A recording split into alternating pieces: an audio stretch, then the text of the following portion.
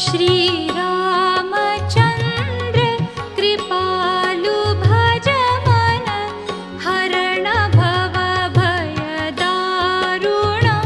श्रीरामचन्द्र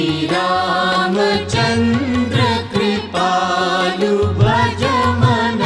हरण भव भयदारुणम् नवकञ्जलोचन कञ्जमुख करकञ्जपदकञ्जारुणम् श्रीरामचन्द्र